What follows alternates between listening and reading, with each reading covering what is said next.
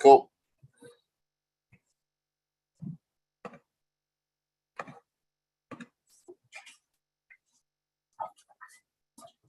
So, how bad was it? Real good. We managed to go some. But the baby. Too far. We went to what's it? Oh, fuck. So there's your review. I did. Some contracts. Contract from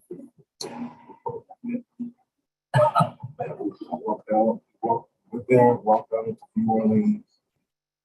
You know, by the time I got home, shit, like 4 days.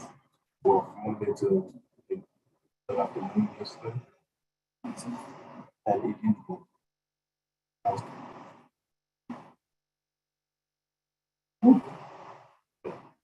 right, we're gonna let them sort that out before I hit that. Oh, yeah. We'll be downstairs. All right.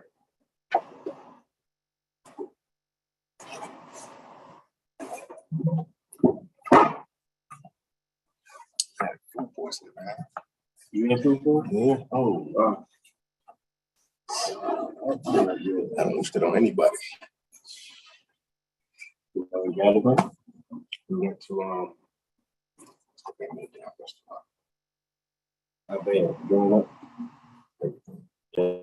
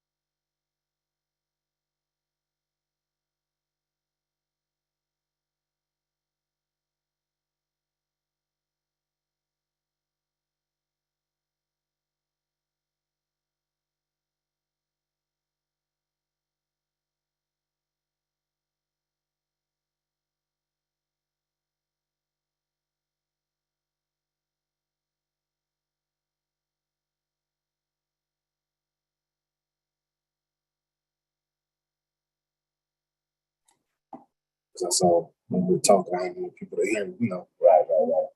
Oh, I see what you're saying. Yeah. I think that's the reason that's still.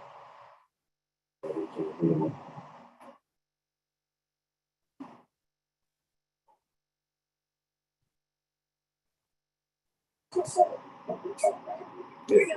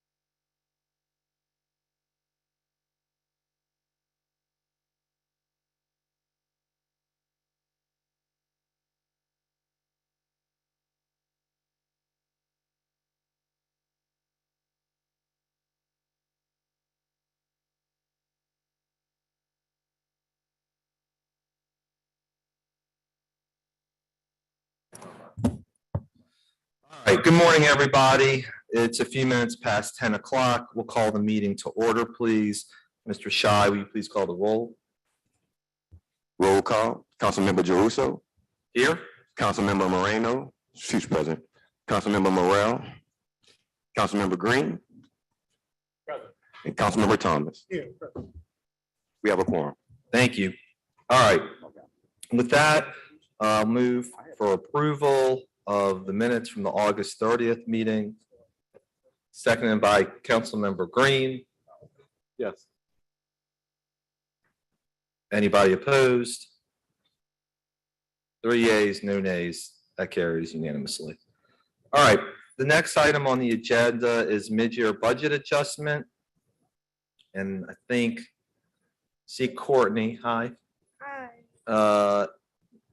Matt, I know we have some people with some questions. Norm, are you coming? Gilbert? I know it's a busy day.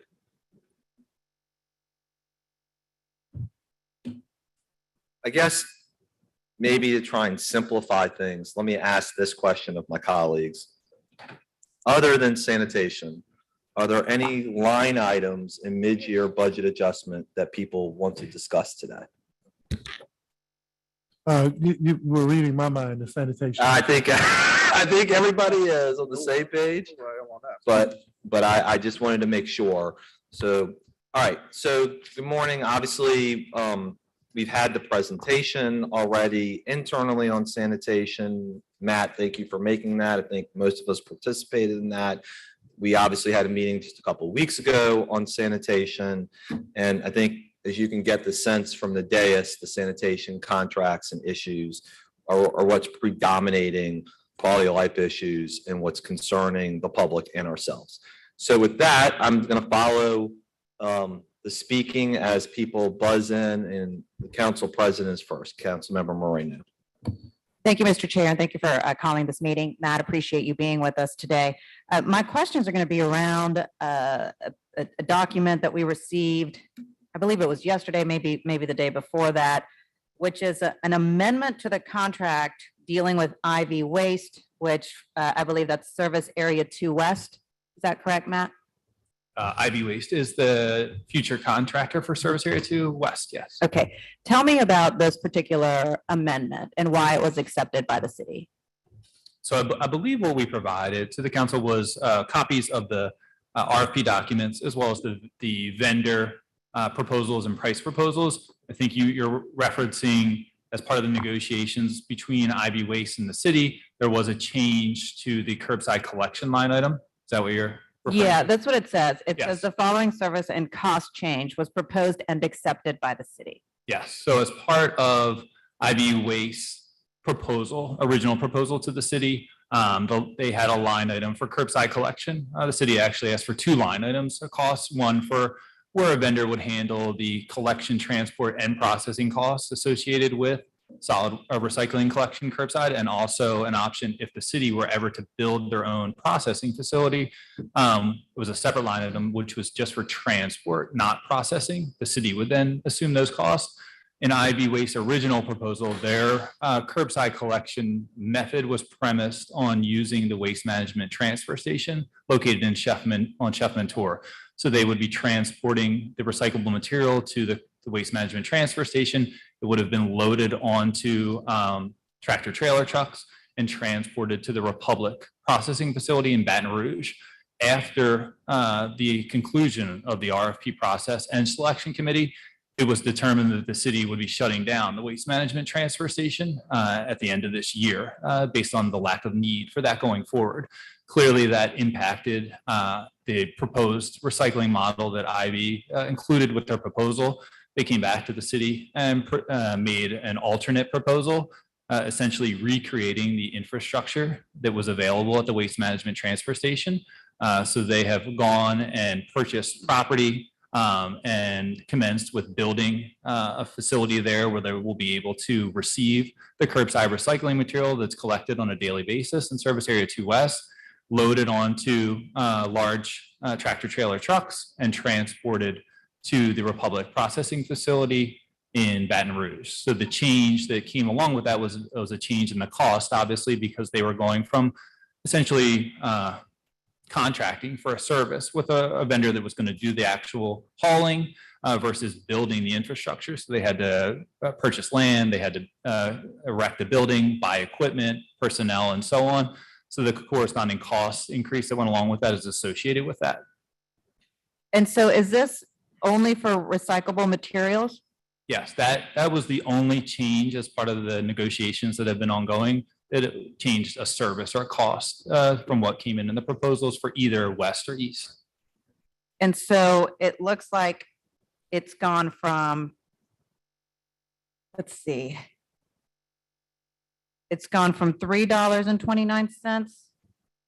Is that right? Will be increased by $3.29. It was a $3.29 per unit increase. So originally, I don't have the exact number that they had, but I believe it might have been 80 cents or 81 cents. And it went up to, I believe, $4.70 per unit. So that was the increase that we saw for that service. That's a pretty big increase. It is. I think the original proposal was aggressive in their model. If you look at the rest of the proposals, it was different and well below the costs that were submitted for the three other proposals. With the new cost and change in service, IV Waste is now providing a service model for curbside recycling, which is similar to all the other respondents we received for both RFPs, and the cost is in line with those. It's actually still below almost all of the curbside collection costs for the other proposals. So I'm assuming that when they received the contract, one of the reasons they received the contract is because they were a low bidder. Is that correct? Well, cost was certainly a part of the scoring criteria for the selection committee, yes. Is it problematic to select someone and then before they even start the contract, negotiate increases in costs that'll be, or increase in pay to the contractor? I guess where I'm going is that I don't want to, start setting some type of precedent where you're having contractors come in at a low bid, thinking that after they get the contract, they can now negotiate a higher cost. Like that's, and I also don't want some of the others who, maybe didn't get this contract to now be looking at this like, whoa, wait a second, I put in what I thought would be accurate, and my costs on the recycling piece were higher because that's what I thought it would end up being. And now the guy who got it, with a bid way lower than me is now negotiating very close to what I had, and I didn't get it. I mean, I would agree with your sentiments that certainly the city doesn't like to take the position of negotiating on price points that were submitted. I think in this particular situation, to us, what was presented and reviewed as far as the change in service and what was driving that change on the city side, closing the waste management transfer station, the city, felt it was justified. We felt the documentation provided was complete and backed up that information. And overall, while IV Waste was the lowest cost provider for Service Area 2 West, they continued, even after this change, they are still the lowest cost provider by over $1 million, even after this change for Service Area 2 West. So it's not as if it made them not the least favorable when it came to cost, again, as part of that change. So all of those things, you're right, went into the city's negotiations and factors into accepting and negotiating that change. But it wasn't the waste management transfer station always going to be temporary? I mean, I never heard that it was going to be something that was going to remain permanent, forever. No, the city was exploring keeping the waste management transfer station open long-term. As part of this RFP, we actually included options to receive what pricing changes would look like if the vendors were transporting to the waste management transfer station in New Orleans East versus the River Birch landfill in Avondale, Louisiana. What we saw as a part of the results was we didn't receive any favorable pricing for that change, waste management versus River Birch, which made the decision, for us, pretty easy to close that facility at the end of this year. Mm-hmm. And when it comes to solid waste collection, also with Service Area 2 West, the once a week collection for this, came in at $16.42. Is this going to increase at all? No, as I mentioned, the only change to a service or price as part of the negotiations with both IV and Waste Pro has been that one line item for recycling. And that's why we, made sure to spell that out in detail for you all.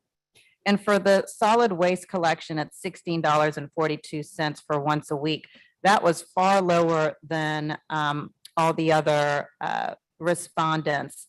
And you're confident that they'll be able to do this work at $16.42? Yes, I'm confident in that. Okay, I appreciate you saying that. Thank you. Thank you, Mr. Chair. Thank you, Councilmember Thomas. First of all, thank you, guys. I want to continue following the line of Councilmember Moreno's comments. So we're not looking at a time now where it's kind of like bait and switch, kind of like they do in the automobile industry, where you think you're getting this used car at one price, but then when you look at all the other things, it's a whole nother price. Or something similar to whether it was a follow the contractor or not with Bourbon Street, where Bourbon Street went from a certain $1 million contract to almost 2.5 or 3 times more. How are we guarding against that, especially finding out now that with many of our contracts, that we have not been having that many bidders or that many people who are out there bidding on contracts? How do we limit against that? How do we protect ourselves against that? I can speak specifically to this, this scenario that we went through. So, I think the city does its due diligence. I think we clearly understood and agreed with the change in the premise of the curbside recycling methodology for IV. They had a very clearly defined approach in their proposal utilizing the waste management transfer station. That went away. They came back to us immediately upon finding out that facility was closing and said, we're going to need to change our approach. We discussed several options. We reviewed the option of them bringing it in-house, reviewed the costs associated with that, and verified that they were reasonable and moved forward with that. But to your point, certainly that's not ideal. What the city would like, we'd like to, be firm with pricing that we receive. But as a part of an RFP process, it does allow for negotiations. And in this specific situation, there clearly was a change in what the proposal was predicated on for this one. And when you talk about curbside recycling, historically, from the Los Angeles study 20 plus years ago to studies lately, curbside recycling is trendy. Folks want to do it, but in many cases, it's not cost effective, or many of the recyclable items still wind up in the same place. I know a few years ago, the number was 70% of stuff that was picked up during curbside recycling, 70% of that stuff wound up in the landfill or the dump site anyway. How are we monitoring that? And because it sounds good to pay for a program to do recycling, but if it's not true recycling, we're still not having the impact on the planet that we want. Yeah. So we require all of our service providers to participate in curbside recycling to provide their load tickets to the processing facility. So we have currently right now, the city's curbside recycling goes to CW Recycling in Jefferson, Louisiana for Service Area 1, as we're not doing curbside recycling in Service Area 2 currently. As part of these new contracts, Waste Pro of Louisiana for East will take their curbside recycling to CW in Jefferson, and IV will take theirs to Republic in Baton Rouge. So when they actually drop a load, when they tip a load of recyclable material there, they receive a ticket, and then on their back end, they receive information on where those materials go, the end markets. So I think, a lot's changed over the past couple of years when it comes to curbside recycling, in large part due to the price of oil and the impact on commodity pricing. So I think we've seen a good rebound in this market. I think there's growing robust end markets for the materials that we collect: plastic, paper, cardboard, and aluminum.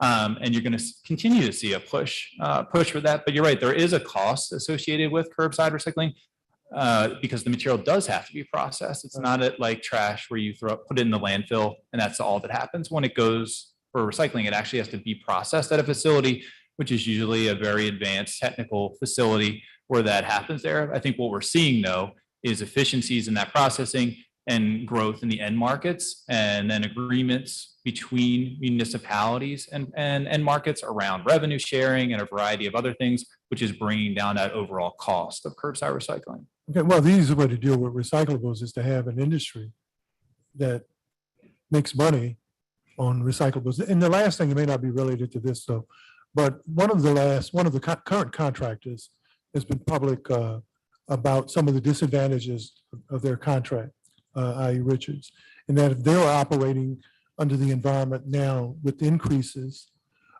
with the once a week pickup, that they were at a great disadvantage in the previous contracts and operating at a disadvantage under unfair contracts, that if they were operating under the current environment, which seems like more money with once a day pickup, that their service would have been better, and so that they're being judged unfairly. What do you say to those recent reports that have come out in the last couple of days? Well, I'd say one, certainly the contracts that are in place that we currently are being serviced by Richards Disposal and Metro Service Group, which were let in 2016, were low-cost bid contracts, are drastically different than the RFPs that were issued in March of 2022 for the new contracts for Service Area 2 West and East. I think in large part, that is due to the issues that we incurred after Hurricane Ida with collection, but also a desire overall for the city to see a significant improvement in the overall level and service quality of curbside solid waste and recycling collection. So to compare the two contracts, you really can't. I mean, they are inherently different. One was procured by a low-cost bid. The other one was procured by an RFP process with a scoring committee. Different services were asked for each of the two. The specifications in each of the contracts were vastly different.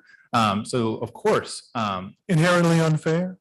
I wouldn't call it inherently unfair. I'd say Richards or anyone else had the opportunity to bid on the new contracts as well.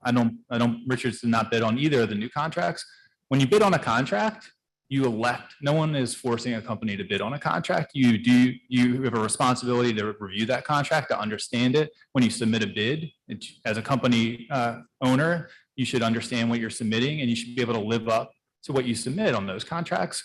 I don't think it's unfair to request to abide by the terms of their contracts. Okay, thank you, thank you. That's it for me, Mr. Chairman. Thank you. Matt, can I maybe back up for 1 second? Because I think one of the things that's shrouded somewhat not understanding, who's on the RFP selection committee? So the RFP selection committee is made up of five members. Norman and Gilbert can certainly keep me honest, but at its core, it's either the CAO or their designee. You have the CFO or their designee. You have the department head, and either one or two subject matter experts. Okay.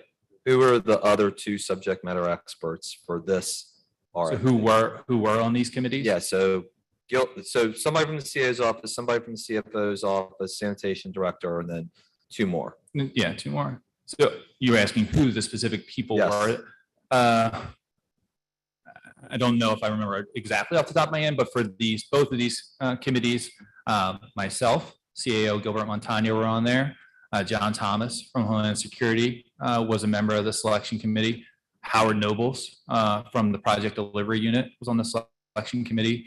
And from finance, do you remember that? I apologize. I just don't recall the designee from the finance department, but we had someone from finance as well. Okay.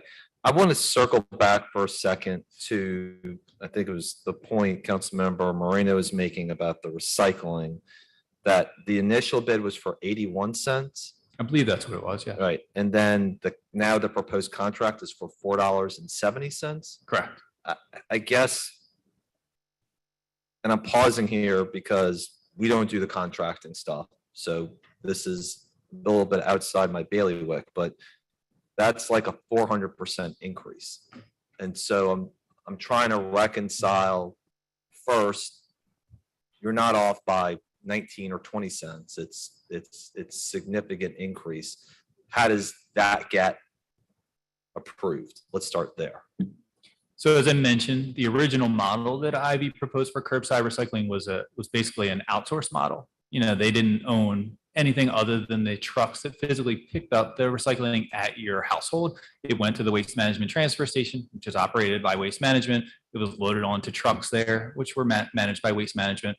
IV simply paid them a per truck fee to transport materials to Baton Rouge. That's all it was. It's a very low cost model there. What changed is they, upon learning that the waste management transfer station was closing, they had to recreate that infrastructure, that capital infrastructure. So they had to buy a property. They had to build a facility on it to actually receive and load the materials. They had to buy heavy equipment to load and transport the recyclable materials and hire the people. So, I mean, an outsourced model versus an in-house model has vastly different cost components to it and significantly higher costs. I think when we looked at it, when they brought it in-house and it was compared to the other proposals that we received for both East and West, the cost came back into line with what we saw from the other proposals. And they were in that model of an in-house model, similar to what Ivy had moved to. Is it typical to allow a contractor to deviate so significantly from one model to another when the second model will have a significant cost increase? I can't say whether it's ordinary, but it is the situation that we were directly presented with upon Ivy Waste being informed that the waste management transfer station was closed. So clearly, prior to them submitting their proposal, we didn't know what their proposal was. We received it. It had this service model utilizing the waste management transfer station, which Ivy had directly negotiated with Waste Management, which they were free to do. After the selection committee had concluded, when they were informed that that facility was closing, they clearly needed to make a change because that facility would no longer be there. That option was going away. All right, let me maybe ask this question for sequencing. At the time that Ivy submitted its proposal, was it public knowledge that the transfer station either was closed or was closing? No, the decision to close the waste management transfer station was entirely based on the responses to these RFPs and the pricing components that were submitted within them. Okay, so in other words, nobody had that knowledge at the times the bids were being made, and then as somebody saw that the bids that were being received, then the decision was made to close the transfer station. Yeah, and we received the bids. The bids had, again, those two line items for disposal of solid waste, either the River Birch landfill or the waste management transfer station. When we saw that there really was no cost benefit to the two costs that all of the vendors provided for the waste management transfer station, it was a very clear decision that facility, needed to sunset and close. All right, and Matt, I'm not trying to invite this, but just more out of curiosity than anything else, there are times when the council acts where we either know we're going to be sued or there is an indicia that could be possible. As a result of this change on the recycling or anything else, has there been any conversations with providers who lost that they are considering litigation against the city? Not to me. I'm not aware of any of that. Okay, thank you. Councilmember Morel. Thank you, Mr. Chairman. I apologize for my tardiness. I want to pick up right where the chairman left off. Did any other company in their proposal include the waste management transfer facility? Not with regards to curbside recycling, no. Okay. I just found that I'm very concerned because my understanding was the waste management transfer facility was opened pursuant to emergency order after Ida, correct? Correct. And the land on which it was permitted on was never meant to be a permanent facility, correct? No, I mean, the transfer facility exists there. So it was built there in 2006 with that purpose of being a transfer station. It just never operated after Hurricane Ida. But the waste management transfer facility was open pursuant to Ida as part of an emergency order, correct? Correct. It was reopened. Okay. So that being said, I guess I give a little pushback on the idea that it was always in play that it might stay open when something is now that leads to a larger conversation that we've begun having on emergency orders. Now they exist perpetually, but when you open a facility pursuant to an emergency order, I think it's very telling that all the other bid respondents did not offer bids with waste management being part of their model, because I am sure looking at the way it was opened, they did not think it would be a forever facility. And I think that one of two things is a problematic. On our side, as a city, we did not tell the respondents, hey, waste management's on the table. Because if waste management was on the table, I think it would have substantially altered potentially the responses you got if everyone was operating on an equal set of accepted facts that waste management was a possibility.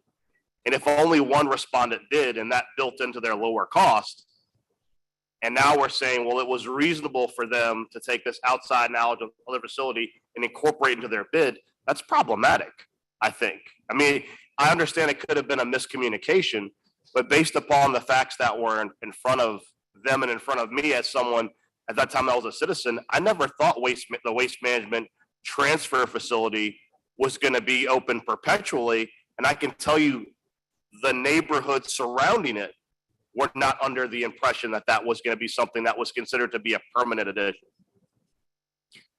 So I guess on your first point, so the city did include the waste management transfer station in the RFP and asked for pricing for solid waste disposal from all vendors. It was a requirement. We asked for pricing for both River Birch landfill and waste management transfer station. You're right. It was currently open under an emergency provision. That's how it was operating. But the city was structured our RFP in such a form that if we saw considerable price concessions for vendors saying that they could utilize the waste management transfer station, I think the city would have strongly pushed for it to continue to be open permanently to allow for us to receive those price advantages. Okay, moving on to another point. We've previously discussed that the one pass versus multiple passes as far as pickup per week. And I know I understand the silver linings position that only having one pass is better for the environment. I get that. In the proposal, obviously as part of the negotiation that you had with Waste Pro and with IV Waste, they did price out 2 day a week and it was absolutely cost prohibitive. I have two questions. The first is, I can tell you once I looked at that slide with the documents you provided, we're talking about a 60% roughly increase in each of these contracts for one day a week pickup. I'm really struggling to understand in the current environment how we got to a 60% increase for 1 day a week trash pickup. So can you explain to me how we're doing 60% increase on a contract that previously was 2 day a week recycling, but now it's 1 day a week, 60% increase? Mm-hmm. So to start with, we're basing our comparison off of the current contracts, which were bid in 2016 and were low cost bids. Both of our current contractors for those contracts were the low cost bidders, and by a considerable margin. If you went back and looked at the bid sheets for those bids back in 2016, you'd see a wide range of costs from their very low cost bid, which led them to secure the contracts, to the other proposals that came in. I think that low cost contract has led to the service issues that we're in, and ultimately has contributed to us having to go out early and do this RFP. Now, when we did it, we're in a completely different marketplace in 2022 when it comes to wages, when it comes to supply chain, inflation, the cost of gasoline, everything like that. So automatically we see a price increase associated with all of that. But I would also say that when you look across the landscape of the country, the pricing that we received isn't out of whack for what other municipalities are seeing. In Jefferson Parish, currently they're paying almost $19 per unit on a 10-year-old contract that it's about to be relet. They will face all the same constraints that we did. They will have to see increased price proposals that come in. They'll have to make decisions about the services they want to offer and so on. So I think the simple answer is one, the market drastically changed over the past 6 years. So we see a dramatic increase in just the underlying components of price, but we also changed the service model. And we're asking for a significant increase in the types of equipment, the types of personnel, and the back end infrastructure that goes along with these contracts. So while it's once a week versus twice a week, we're also asking for a significant increase in the level of service that goes along with these contracts. I hear you on that. I guess two concerns. One is the environment has substantially changed in 6 years. I think no one disagrees with that. But if that's the case, why are we entering a 7-year contract? So, I mean, anytime we do a solid waste contract, it has to be a multi-year deal to allow for the recovery of the capital investment by the companies. Otherwise, the cost would be astronomically high if you did a short-term contract. And I'm not certainly saying we should have a 1-year or 2-year contract, but you're talking about in that 6-year period in which we have the two current providers, it went from 2 reasonable contracts to contracts that were simply the level of service that is necessary based upon the amount they were paid that was viable in 2016, but is not viable in 2022. Why are we entering a 7-year contract when the market could have just as volatile a shift? Why not a 3-year contract or a 4-year contract or a 5-year contract? I mean, the useful life of a garbage truck or heavy equipment in this industry is 7 years. So at a minimum, we look to have that, again, that recovery period for that capital investment. Both of these companies will be making initial capital investments of over $10 million for their fleet, their facilities, their personnel, and the technology that goes with this.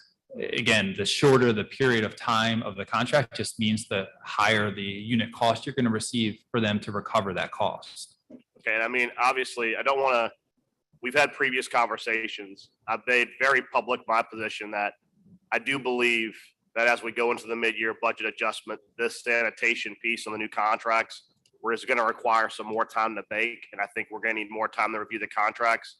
I appreciate the fact that you made those contracts available. I will say there are two things that, and like I said, these are very lengthy 400-page contracts, so I have not in 24 hours gotten a time to fully digest them. But one thing that leaped out to me that we discussed previously was assignability. In one of the two contracts, there is an assignability clause where a company could win this contract and then give the contract to somebody else. And that is very, very, very concerning to me, because after y'all have gone through this very lengthy process to select these two specific vendors, the idea that after the contract is complete, that there's an assignability clause in one of the contracts where they could simply say, well, I won the contract, but now this other company is going to pay me a premium to give them the contract that we won that they lost. You guys went through the work of qualifying and unqualifying individuals. That is very troublesome to me. And I mentioned that at the last meeting, that assignability in garbage contracts, generally speaking, nationally, is a huge red flag. And after our last meeting, when you brought that up, I went back to the city attorney's office, and I know they're here. So if they'd like to come up, I believe they can answer your question and put you at ease, because I'm not the right person to answer that, but they can with regards to assignability.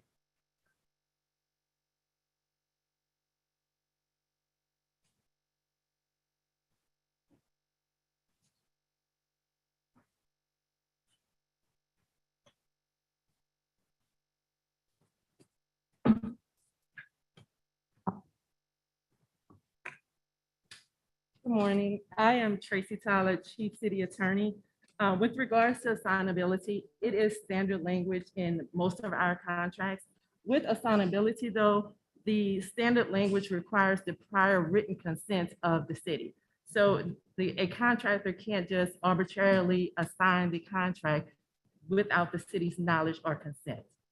I appreciate that, but as you know, in the process, the New Orleans City Council would have no party to that decision, would they? If a company decided to assign the contract to another company, in this process, when we're setting up these initial contracts, our ability is to choose whether to fund or not fund the contract, which is our ability to interact in the contracting process. If we left today, funded these contracts, and these contracts were then assigned to a new company, the council would have no review or say so in that whatsoever. That's correct, right? Correct, according to the way it's currently written. Yes. Okay, and the other thing, to be clear, in the documents that we were presented, we were giving 2 Waste Pro contracts. We have not seen the IV contract, to be clear. So it might have been like, I know copy and paste gets crazy, and maybe one was the IV and one was sanitation, one was Waste Pro, but both of them say Waste Pro.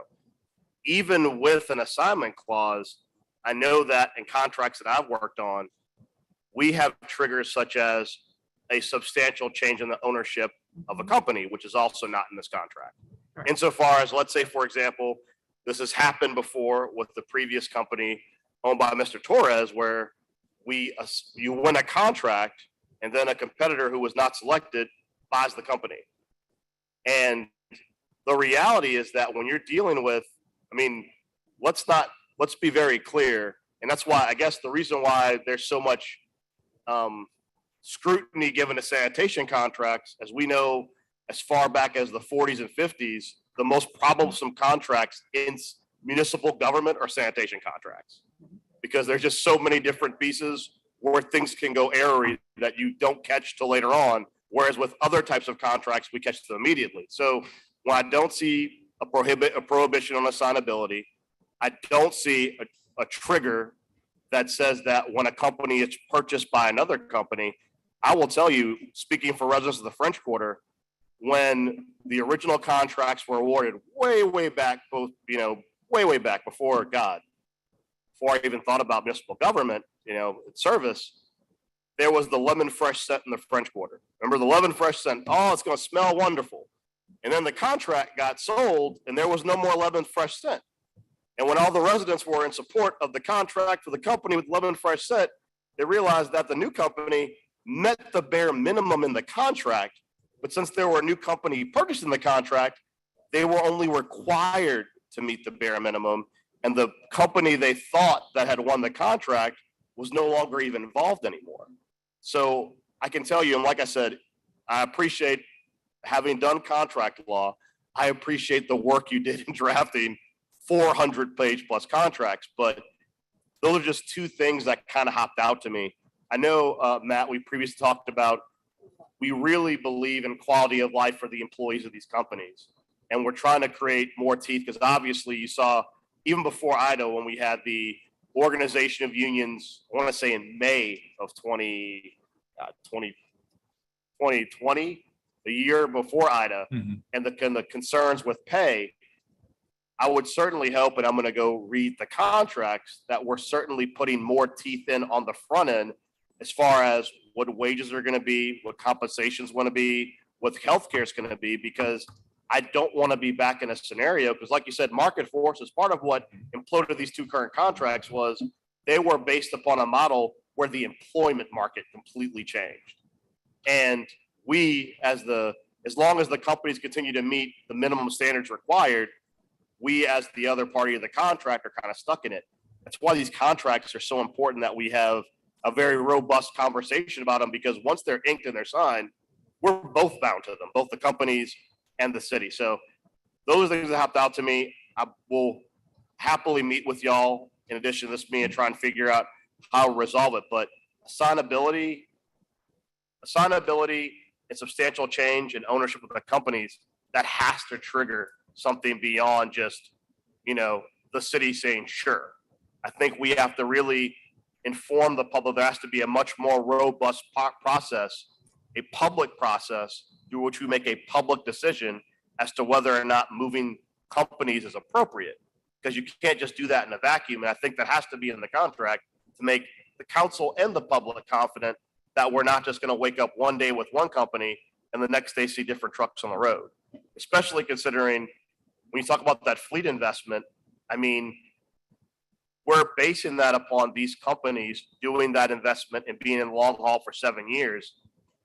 I really get concerned when you're talking about switching horses midstream and us not having much teeth in how we control that. That's all I needed from y'all as far as the contract. The other couple of points I wanted to make, I asked previously, there was a substantial delay. I know you said it was because of the emergency with IDA, when IDA occurred, with us securing the emergency contracts to subsidize our existing waste contracts. And we previously discussed, would there be a new process going forward? We're already through this hurricane season, but with future hurricane seasons where we're going to pre-authorize those contracts. I don't think you gave me a full answer on that. Do y'all have a full answer at this point?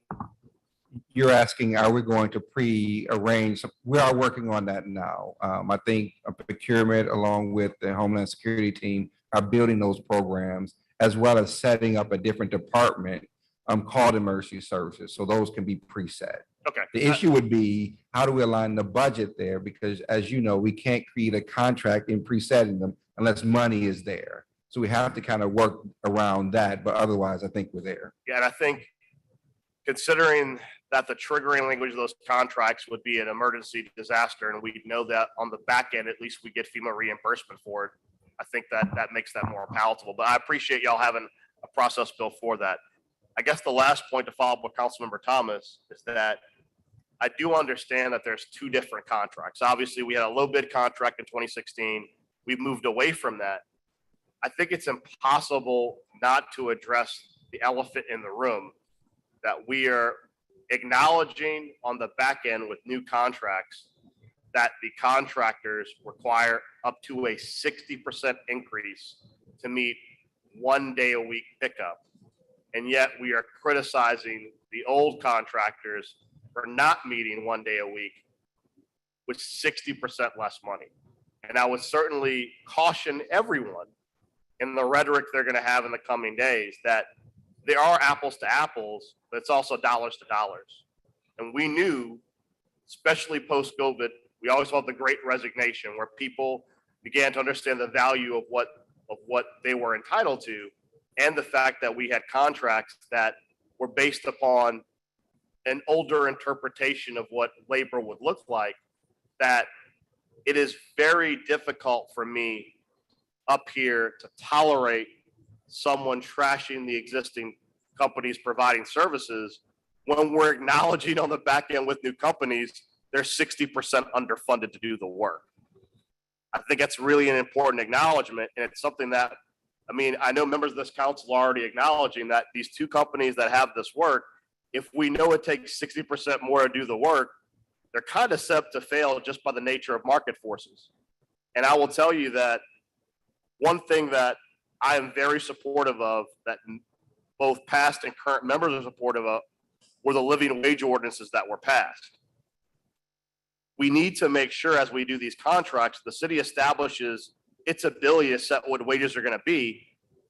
When you pass a living wage ordinance that potentially affects, for example, garbage contracts, but they're set on a fixed model, you're basically imploding their contracts by passing the law.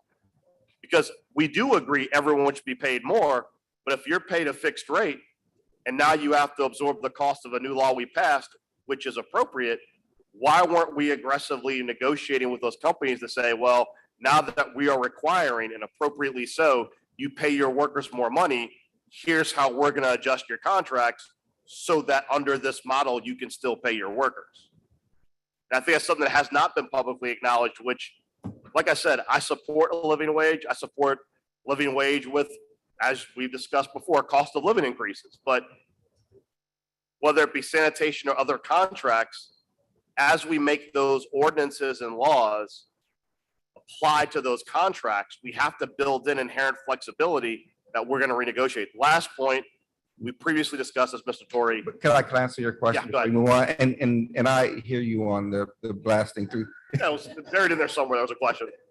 Did you know? No. Did you know? Did you know? Did you know? Sorry.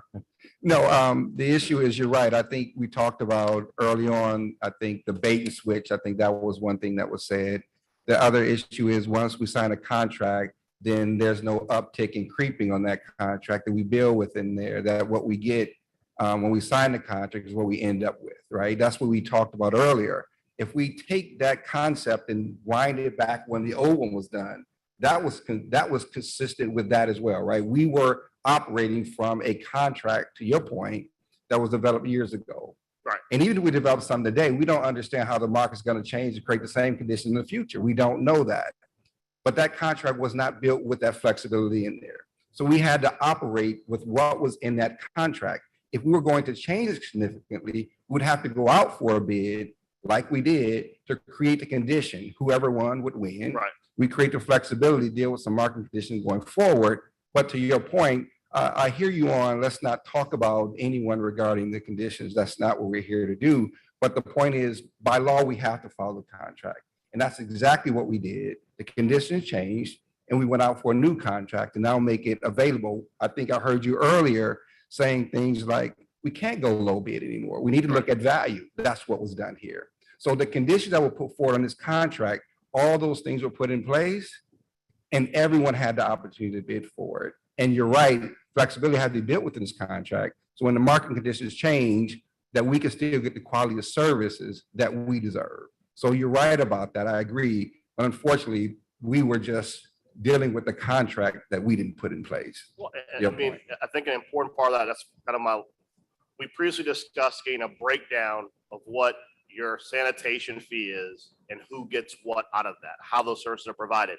That's an important point because what people don't realize in 2016 is that when those contracts of those existing vendors, Richards and Metro, were re-upped, a significant thing that wasn't made publicly available, but for those of you who are dealing with those contracts know, the city had the flexibility to move and see how much of that fee you get. And it is common knowledge that at the time when that administration set that fee, that administration asked the two sanitation companies, would you take a smaller part of that larger fee? And an inherent discrepancy, a change that happened that I think probably was a terrible idea on Metro's part in hindsight is they agreed to take less money out the sanitation fee to provide more money to the city to deal with cash flow issues. I think that is part of what ultimately probably torpedoed them, and that they did not have the flexibility to address to when the market changed. But I think identifying what the breakdown is going to be in the sanitation fee, what part of that's being set aside for these contractors to pay, I mean, I think having that breakdown, Mr. Toro, will be very helpful so that because obviously citizens are intelligent and they're very aware that the entire sanitation fee does not go to trash pickup. And I think we have to have that breakdown. And also, just as importantly, when I look at what's being proposed and the dramatic increase in what we're paying for trash pickup, is the city going to be absorbing some of the money of this increased fee outside of the sanitation fee? Absolutely, right? I mean, come back to your original baseline right there, right? So we currently don't generate enough through the sanitation fee to support sanitation services throughout the city. We may generate $33 million a year. Last year's sanitation budget was $41 million a year, including the contracts and everything else that happens in the world of sanitation. So you already have a deficit that you're operating under. That's only going to grow with this new contract. So we are not funded via a pass-through. You know, that money doesn't directly come from the fee to us. It goes into the general fund, similar to sales tax, property tax, and is ultimately distributed to us through the budget allocation as part of the general fund. But I guess the concern is a fee is not a tax. And part of what makes people very frustrated is that when you have fees and fees are then split into a variety of different resources, I mean, this is like a very old legislative argument we've heard from time immemorial. A lot of legislators do fees to avoid taxes, because taxes require a certain level of scrutiny that a fee does not. And when people see a fee that's for a stated purpose, let's say sanitation pickup, and they see inside of that fee, it goes to the general fund, and then only part of that sanitation fee goes to pickup, it really upsets people because they feel like they're being misled. My concern would be if on the back end, we're picking up the balance, it would make more sense for me to have an honest conversation on what pickup cost, allocate the entire sanitation fee to pickup, and then pick up the other costs of sanitation out of the general fund through budgeting, which is what we ultimately do anyway. To your point, and I understand, and I think somehow the conversation got to that it was a direct pass through, but we know, for example, that if we generate $33 million in revenue and it's $44 million in cost, and we're adding more, inherently, if we go dollar for dollar directly there, we're already paying 11 plus million more. So we know that money is consuming that activity. The issue would be is, although it's just a line item within the general fund, we can admit that it is paying for the sanitation services and we have to add more to it. A breakdown we can get to folks, and to your point, It is a general fund. It's not an enterprise fund or a quasi-governmental fund. So fees and taxes is what go into the bucket to pay, right? And so we can say, here's where it goes to directly, but to be honest with you, generally speaking, we know if we get 33 million, the cost is 44. It's more than going to that particular services. I think with this increase in cost is going to be even more, because to your point, although gas prices will go down, it may not go down to what it was. We know the labor market's not going to be the same. So there's some inflationary factors that's going to drive these increasing costs that the general fund will have to continue to pick up year after year. But we can't align it that way so we can see it, but just by eyeballing it, we know if it's 44, 33 is going to go to these contracts. You can see the number directly to this contract yourself. Right. That's the point I'm making. And I think for the public trying to grasp what sanitation costs for trash pickup, if they knew the entire sanitation fee was going towards pickup and we had to go in the general fund above it, I mean, whether they agree with it or not, it'd be an argument they can follow. The fact that we have a separate argument of, well, out of the sanitation fee of $24, 14 goes to pickup and 10 goes somewhere else. And we also have to go in the general fund to back in and pay for trash pickup. It is a really confusing, I think, a confusing argument. Whereas if we said the cost of trash pickup is in excess of $24 and the entire $24 goes to trash pickup, at least you're having a more honest dialogue with the public of what the cost of sanitation is. So I guess it would be helpful for us to see, generally speaking, in the budget, if we know what the definitive cost of these contracts are going to be, we know how much this fee generates, and we start with a conversation of why not have the entire sanitation fee actually go to trash pickup. I think that would make the budget seem more coherent than it is right now. Because as it is now, we have, like I said, part of it goes to trash pickup that we then pick up on the back end through the general fund. It just seems incoherent. Thank you, Mr. Chairman. Thank you. Council President. Thank you. I've had the opportunity, Matt, to re-review the amendment that was sent along with some proposals. I wanted to correct some of the things that you had said before. You had said that we were looking at the 80-cent or roughly 81-cent proposal, but that was if the city was dealing with the tipping fees. It looks like the change is on the $1.41 proposal with the contractor dealing with the tipping fees, and then a $3.29 increase, bringing us to the $4.70. So it's not a 400% increase. It's a little bit more than a 300% increase. But I just wanted to make that clear. And I also, Matt, I wanted to correct you, because based on the documents that we did receive, there is at least one other bidder that did have a number lower than 470 on the recycling, and that included with the contractor taking on the tipping fee, and that was coming in at $3.49. So I think that that's important information to clarify. So to your first point, I'm not sure what you're referencing, but the second fee for the part where the city handled the processing is not what the cost adjustment was on. Well, that's what we got yesterday from the mayor's office with the amendment that's supposed to be the amendment to the contract. And it specifically says, I mean, I'll read it to you.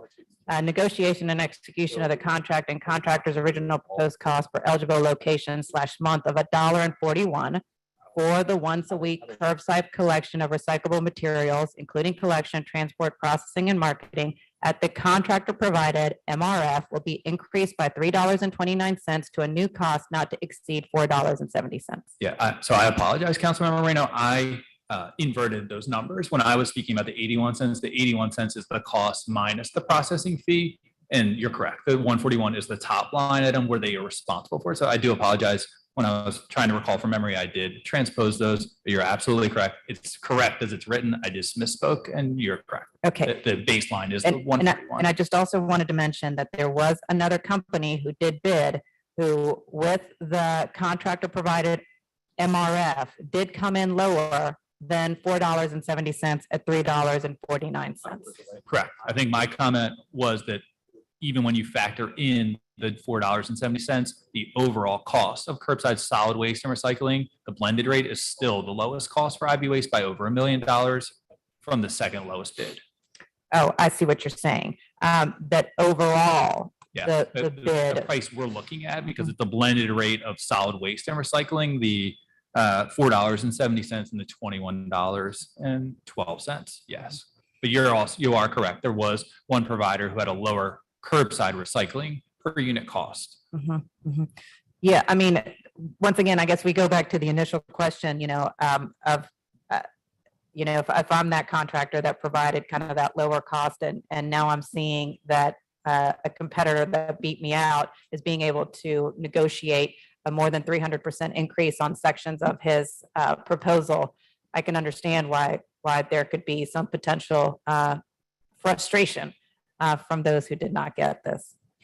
Just to that point, so that specific provider, so IB Waste blended cost for solid waste and recycling, even with the increase, is $21.12. The vendor that you're referencing, their blended cost per unit is $27.90. So $6 more per unit. That is a significant, cost increase overall that the city would have incurred. So I understand your point of, changing costs that are submitted with proposals, but I think what gave us at least some assurance was at least we were still paying the lowest cost when we looked at even with the price adjustment for this service that we were going to receive. It's not as if we were granting a change in a price and then it was now changing the rank order of the overall cost for these proposals. Yeah, and I think that also can be a little bit dangerous because it's like, well, if I'm a contractor, I'm going to come in, I'm going to try to put my price as lowest as possible. And then once I get the contract, I'm going to increase it as much as I can to whatever is still considered to be lower than potentially others. And that's our job, right? One, we have to accept that a change is okay to the city as part of negotiations. We don't have to entertain changes as part of the negotiation. And then secondly, we have to validate that the cost associated with the change is reasonable and justified. And I think we met both of those criteria for this change. Okay. All right. Thank you, Mr. Chair. All right. I think my sense of where this group is we appreciate, first, let me say this. Thank you to everybody for being at the table, for answering all the questions. And I know you tried to show your cards as much as you could before, but we also appreciate your being here publicly. The sense that I'm getting from my colleagues, and I asked the question first, was everybody has no issues with the sanitation. I still think there's some more sanitation questions. So what I'm going to recommend to my colleagues, and see if anybody says no, is that we don't vote on this today, and then we take it to the council meeting on the 15th, at which point we vote on it then, subject to anything else anybody may have. You get the information. And then we get the updated contracts with the corrections that Councilmember Morrell talked about as well. And to be clear, just so we're being transparent, I'm actually having trouble hearing you, and that's surprising.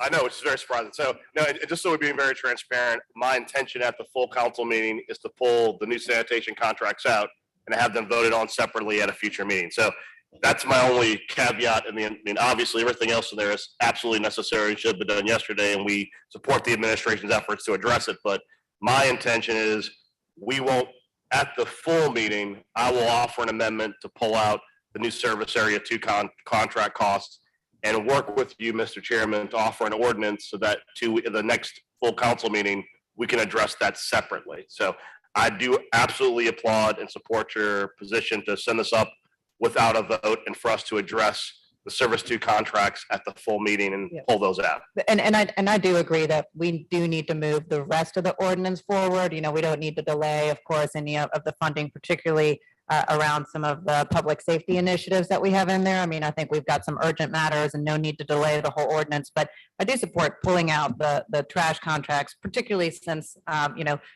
they aren't due next week. So we do have a little bit of flexibility and time on that.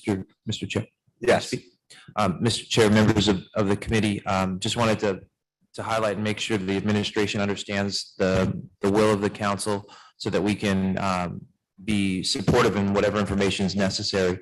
As I understand in Council Vice President Morrell, I know we talked yesterday at great length for this, and certainly our major priority is ensuring the entire package of the mid-year budget does move on schedule. There is a lot of ramifications, both on the public safety side, some cash side, the relative nature of our fuel costs. So our priority is absolutely moving the mid-year piece forward through the timeline. If the will of the council is to separate the increased portion of the sanitation, I think we talked somewhere in the 2.5 million mark, and separate that for more dialogue, discussion, and questions.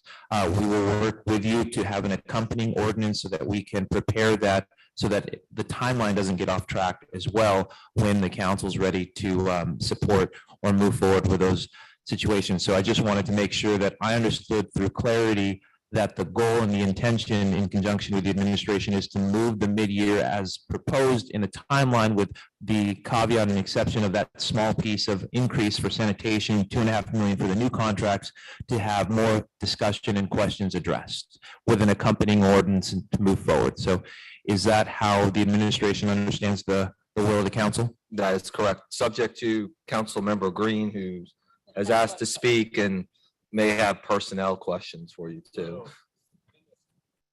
Not necessarily a personnel question, but I want to understand that technically we can't amend this vote today to exclude references to sanitation. You can't, one I of just the, want, I one want the public to understand, for example, why we're holding off on issues involving the district attorney and the coroner's office, especially since we've had hearings on sanitation and the like in favor of one contract, and we have so many items to be addressed in the mid-year budget.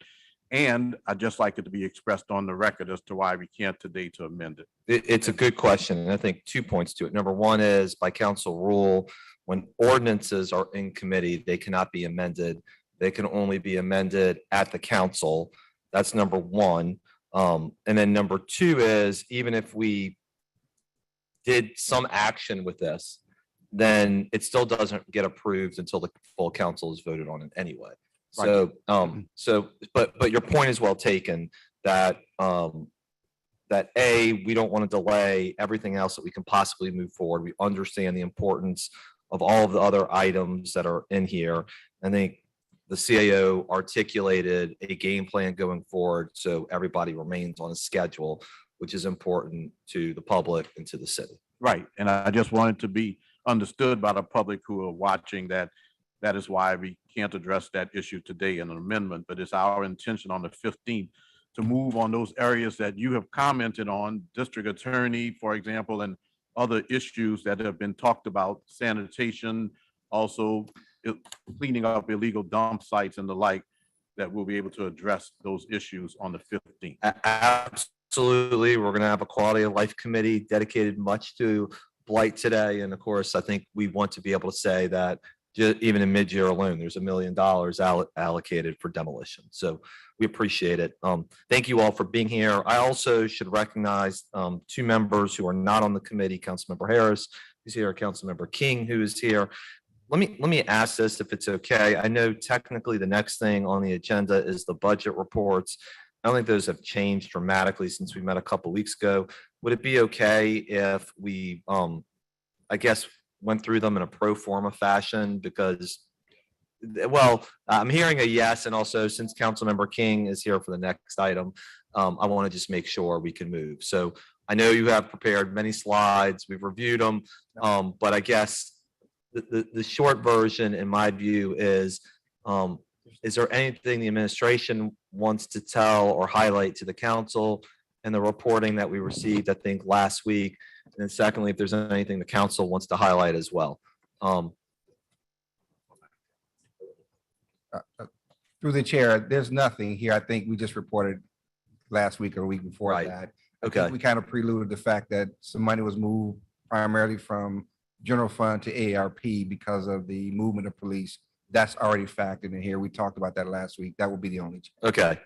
Anything from any of my colleagues regarding these? None. Why don't we do this? I was remiss, and Mr. Shy reminded me, even though we didn't vote, we do have some people who would like to make comments right now, and I have one online comment too. So I'll go in order of the comments that I have. Santos Alvarado, Jeanette, is it Wardo? And then Maxwell Shirdulo.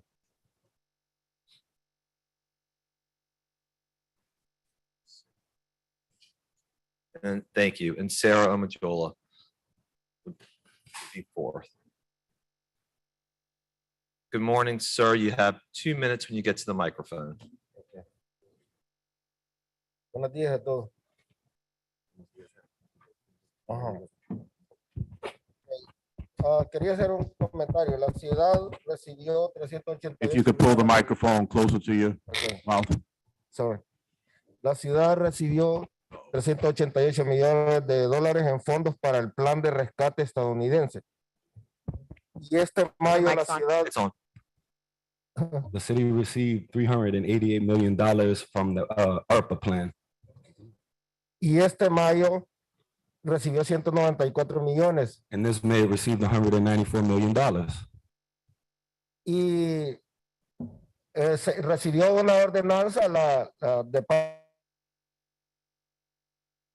parte del consejo And you received an order para que hicieran mensualmente dando un reporte acerca del plan. so you could give a monthly report about the plan. Y hasta la fecha no se ha conocido ningún plan de parte de la alcaldía. And until then, we haven't known of any plan based off the mayor's. Nosotros, solo les recuerdo, no queremos saber sus planes. We just want to remind you that we don't want to know your plans. Nosotros queremos sentarnos en la mesa para discutir estos planes y ser parte de la solución de esta situación. We want to be sitting at the table with y'all, helping y'all create the plans and becoming part of the solution to this.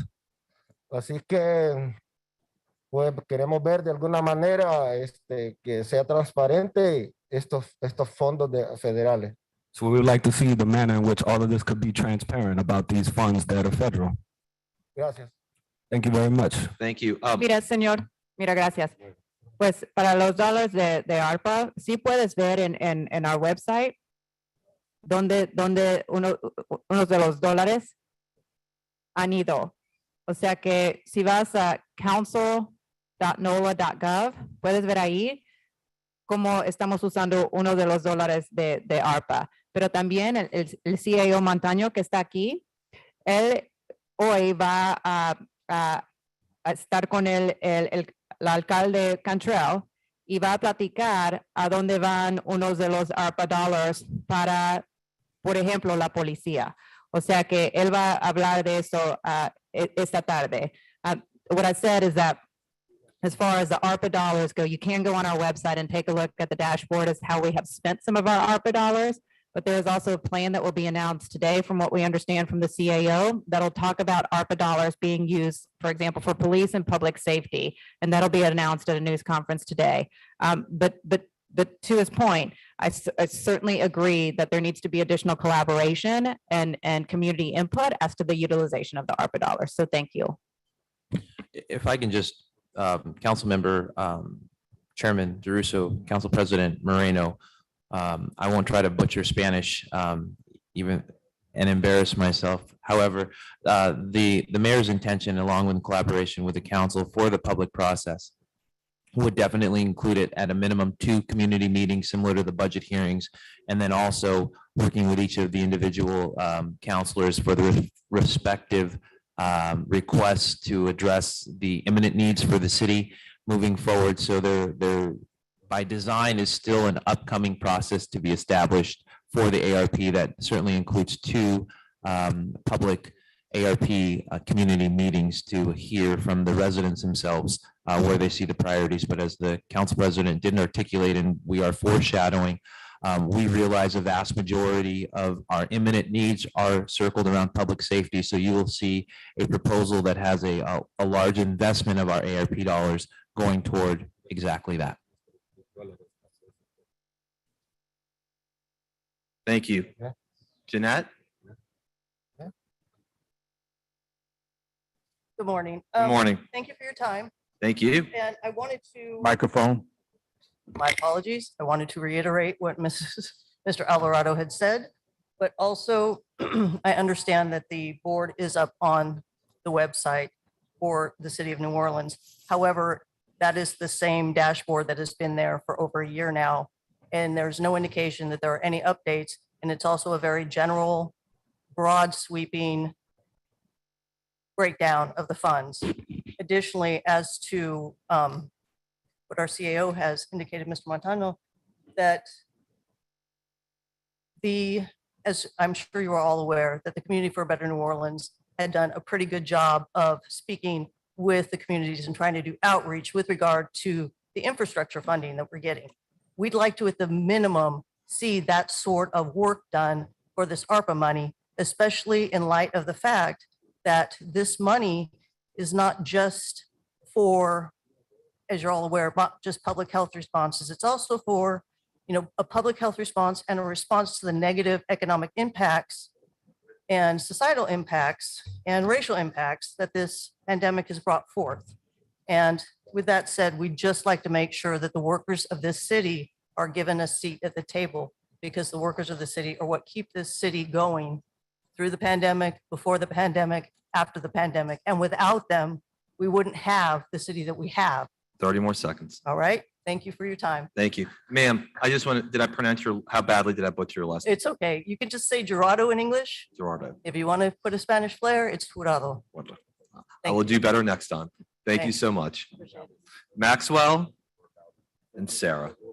And while he's coming up, I just want for the public's reference, want to highlight the last comment. Remember, our first tranche of ARP dollars was specifically for lost revenue.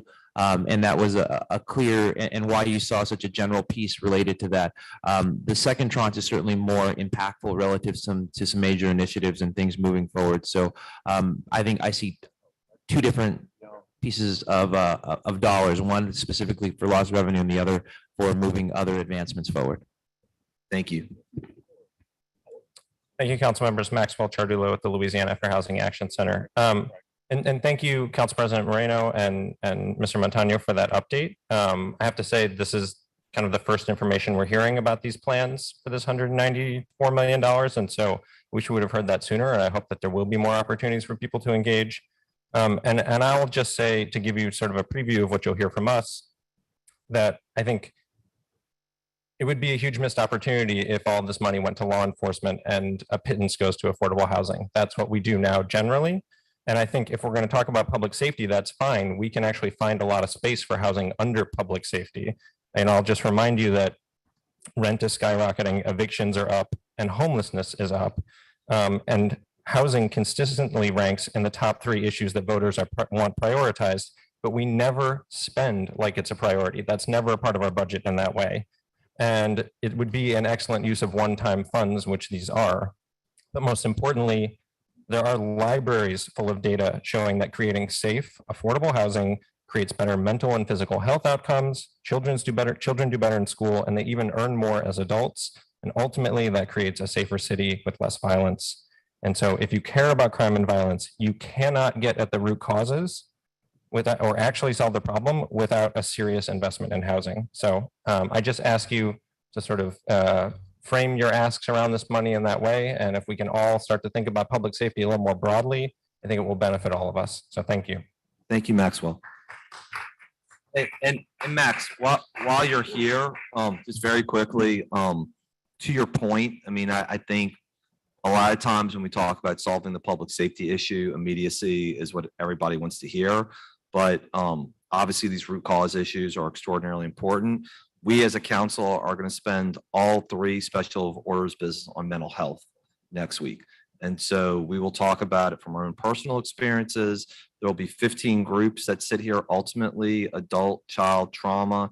And then United Way will talk about convening those groups. So I realize it isn't housing per se, but as you talk about poverty and economic development and housing, I think mental health is in that mix, and just want you to know that that's one of the discussions we're having. And Chair Jeruso, if I may, the next the quality of life meeting following this, we'll talk about blight, which includes renovation, putting houses and property back on the market. And so that's going to be a focus of my office, and I know the rest of the council is interested in that. In addition, we put into the mid-year budget a line item for homelessness czar. And so we're going to continue to work on trying to get our arms around this issue that really is plaguing our city and really impacting people and not, in their quality of life. So I just want you to know that. And Chairman Druso, I don't know why my impulsion to talk more today relative to. I'm public so- comment. we're shocked. I'm shocked. I'm shocked too. I really am. But I just wanted to highlight that this council is, and of course, absolutely the mayor was the first ever to include in our capital program tens of millions of dollars for affordable housing. That had never been done in our state before. And I know that I think it was around $30 million that we've highlighted for specifically affordable housing because it is such a priority. I just didn't want that to go unspoken as far as a priority and where we've really put for the first time ever our capital funds toward that. And Gilbert, I guess, like I met with Chase yesterday and they reminded me that they were part of the component that got the Grove and Holly Grove up and running, and capital funds were definitely used as part of that. So yes, we've seen it. So Max, you are doing your job and we appreciate you raising the conversation. I think we're trying to say to you, we're hearing you. No, I appreciate that. And I'll be at the Quality of Life Committee meeting and I appreciate all the work that y'all are doing. I know this, you understand the importance of this and I know that this is a priority for the mayor. I just want to see that priority reflected in the budget because we never spend any general fund on housing. Right, understood. Thank you. And thank you, Mr. CEO, for talking about the capital funds that have been spent on this. All right, Sarah, good to see you. Hi, good morning, council. So I am Sarah Mojla. I'm the Vera Institute of Justice's Associate Director. And so I second reiterate all of the comments that my colleagues have made and people who have talked before me around transparency and making sure that community has a seat at the table in this process around the allocation of ARPA dollars. In April, my colleague and I, Will Snowden and I, presented to the council regarding prevention-focused allocations that need to be made. So investments in policing and prosecution, those are, kind of reactive approaches to public safety, but public safety is truly an investment in communities. And I know sometimes when people think about public safety, they think like, what do we do now in this immediate moment? But in order to have true public safety, we have to invest in long-term strategies. And so what that looks like for us, and I'm just kind of reiterating what we said earlier in April, which is investment in mental health crisis response, youth development programs, and community violence intervention. One of the things that I think is really clear here is that the Office of Gun Violence Prevention, which has a violence intervention component where people actually visit people in hospitals and they do some community-based interventions, is very sparsely funded, or I'll say it's funded much less than our reactive approaches. So it's funded like about $500,000.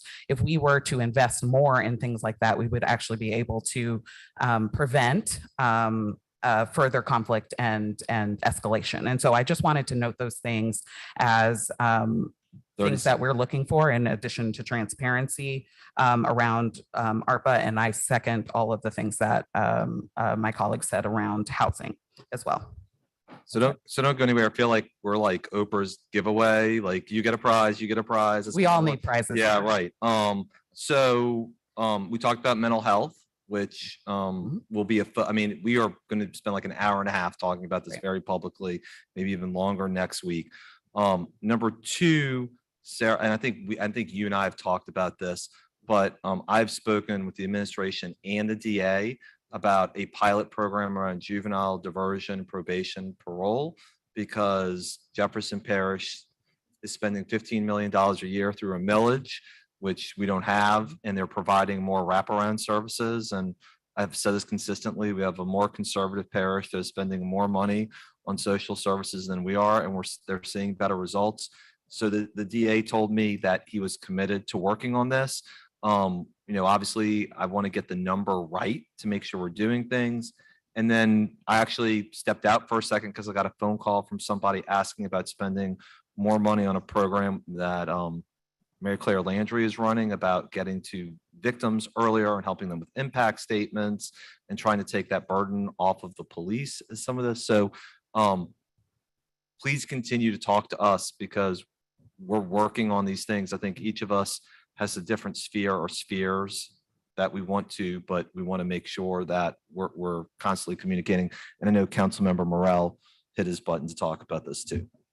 Yes, I was going to say you should stay for ordinance number 7, item number 7 on the agenda today, because I think Part of the reason why, and I would be remiss if I didn't mention Councilman King as part of this conversation. Early on, when the council began meeting in February to address crime as an issue, we looked at the holistic approach of targeting programs to prevent people from getting to that point where they actually commit a crime.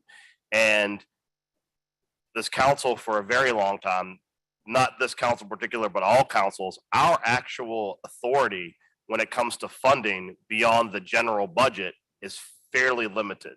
I'll speak more about this in item number 7, but we, for the most part, our only flexibility in trying to fund individual programs is Cox and Harris grants.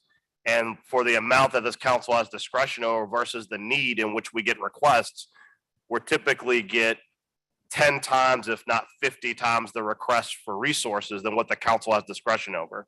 So what you'll see with item number 7 on the agenda today is giving the council greater flexibility to fund those smaller programs that are embedded in communities that are actually doing outreach to reach young people, to reach those people who are ALICE eligible, who are income insecure, or different programs that try to reach them where they're at so we don't get to that point. So I would encourage you, we hear what you're saying and we're actually working on that as well. Thank you. Thank you. Thank you very much. All right, thank you. All right, so with that, we'll go to item, oh wait, we have one online item and then we'll go to item number 6. So we actually Chuck? have 4 online comments. Oh, 4. For this one. Yeah. So the first comment I'll read is from Nikki Galili. They are commenting for informational purposes only. It's been 4 months since the city council required monthly updates about the ARP spending and impact, and there has still not been an update. How can we trust the city to act in our best intentions, especially if we aren't even able to have a voice in how this money gets spent? We know that the plan will be unveiled at the last moment, so that community input is impossible. That is unacceptable. How can we trust this same city with expanded surveillance tech when again they are demonstrating an unwillingness to be held accountable? The next comment comes from Justina Boyd. It's for informational purposes only. Hello, I attended the Committee for Better New Orleans stakeholder engagement meeting in July. I have not received any other communication from the CBNO regarding community input for the American Rescue Plan since the July meeting. The community priority survey that they developed has not been sent out to the stakeholders and is not accessible on their website. I would like to request greater transparency and increased communication from CBNO if they have been endorsed by City Council as the entity spearheading community engagement regarding the bipartisan infrastructure deal. The next comment comes from Allison Plyer. It's for informational purposes only. We need to see the plan for the American Rescue Plan money. The city received $388 million meant to help us recover from the pandemic and to reduce disparities. This council has made a call for transparency for American Rescue Plan money twice. It's been 4 months since the city council required monthly updates about the ARP spending and impact, and there still has not been an update. We can't have accountability without transparency. The people of New Orleans deserve to see that plan and to have a seat at the table. The last comment comes from Matt Olson. They're representing the New Orleans Workers Center for Racial Justice. We at New Orleans Workers Center for Racial Justice are making it known today that the city needs to take measures to honor the commitment and sacrifice of essential workers when deciding how to use the second installment of ARPA funds. We are open to working with the city to determine how existing or new programs or policies could reach this goal in order to support all workers, formal and informal, documented and undocumented. The federal rules for how local governments ought to spend ARPA highlighted support, including financial support of essential workers, as one of only 4 clear uses. Those frontline workers who help the city through one of its most difficult times must be considered first for their contributions and hardships, not as an afterthought. The mayor's office was approved to use much of the first $193 million toward revenue replacement and without sufficient public discussion. Many peer cities have focused on more democratic and transparent practices to guide how the funds will be spent. We encourage the council to take a leading role in allowing the public to voice their priorities for how these public funds should be spent by hosting several hearings over the next few months. That completes the online comments. Thank you, Mr. Shai. All right, The next item is ordinance calendar number 33847. Councilmember King. Thank you. Thank you, Councilmember Caruso. We have Ms. Carly Frankie with the French Quarter Economic Development District.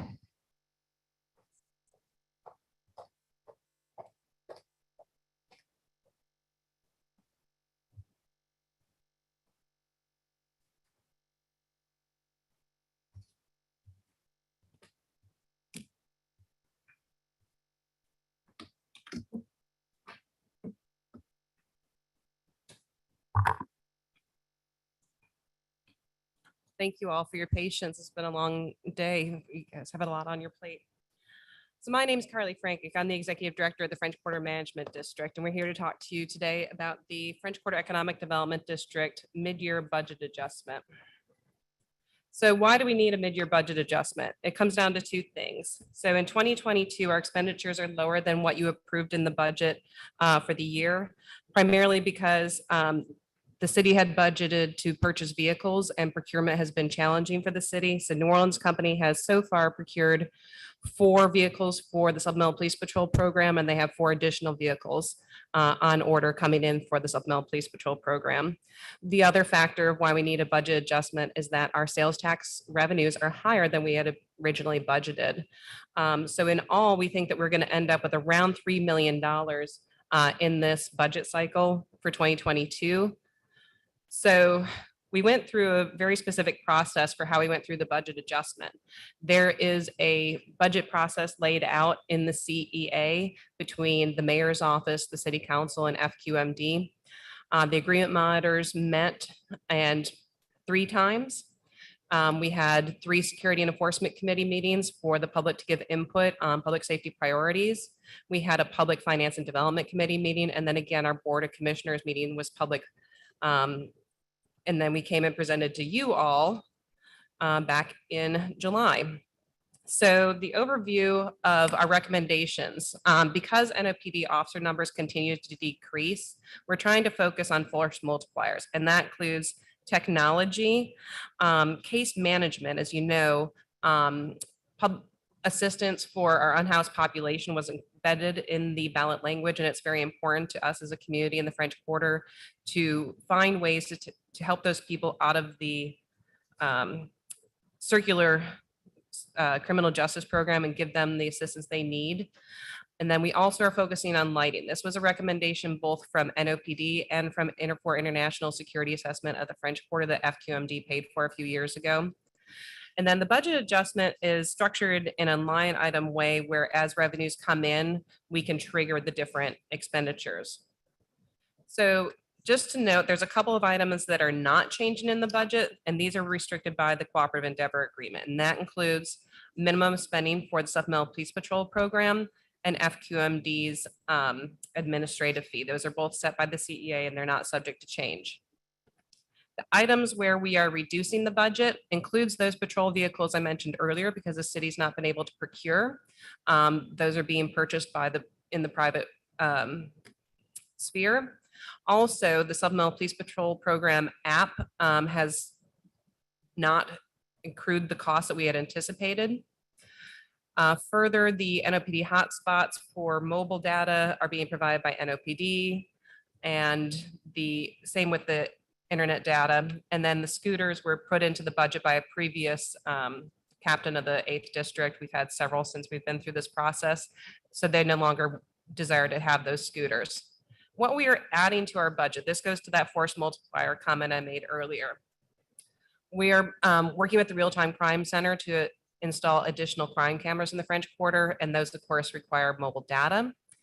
We mentioned the street lights. The budget number that we have in here is based on procuring new street lights. However, there is a stack of street lights in storage with All-Star that were removed to make way for the 5G poles in the French Quarter. So we believe we could actually install more poles if we reuse those light poles that were removed. And then we have 2 full-time case managers provided by Travelers Aid Society of Greater New Orleans. That would be in partnership with the French Market Corporation and the city. We also include license plate readers and a speed radar. And then we put in a budget for training for NOPD to use that radar, any sound enforcement that we can do, consent decree training for post-certified officers that are non-NOPD. And then we have a placeholder there in case we could get additional officers to provide additional traffic enforcement.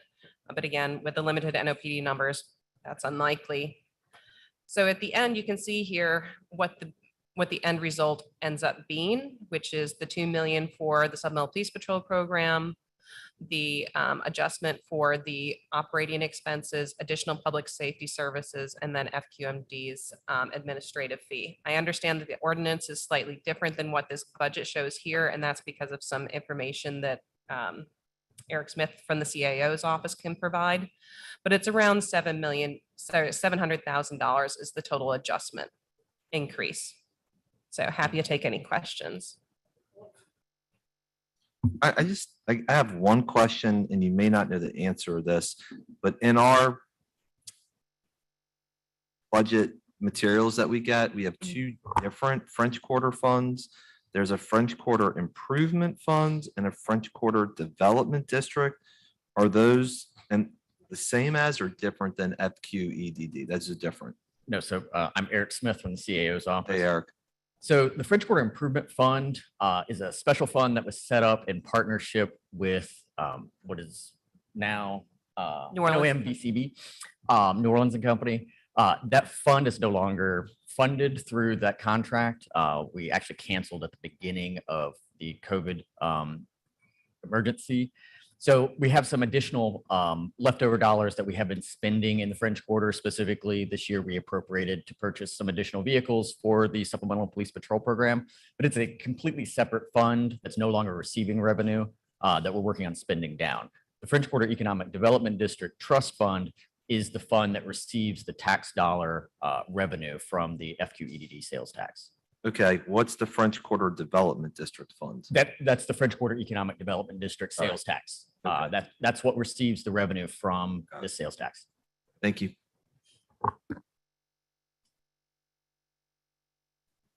Yeah, so as I understand it, the issue for today's purposes, and this happens from time to time, is that you need both the appropriation ordinance and the expenditure ordinance. And it sounds like also there were some technical changes that needed well, No, I think it's because you've got the two ordinances in front of you, one for the EDD and one for the improvement fund. And that's why this number is slightly different than what we presented to you in July. right. I mean, really, we should have done this in July when we made the presentation, but I'm very happy that we're here now because we're excited to get these line items through.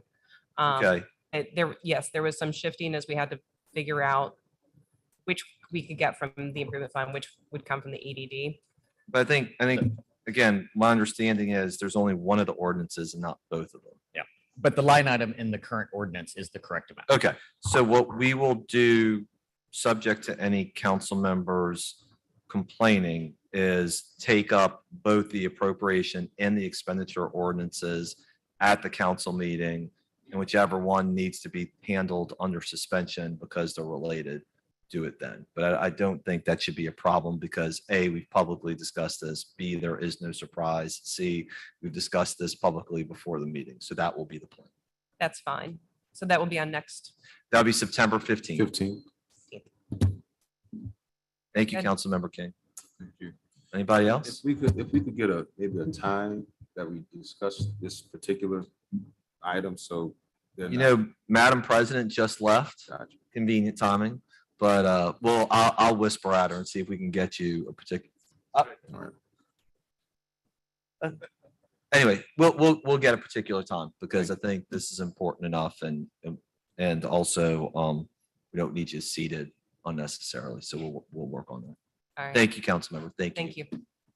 All right, last Councilmember, on one online public comment. Yes, sir. Sorry. Thank you for keeping me honest. So the comment comes from Apollos McNeil.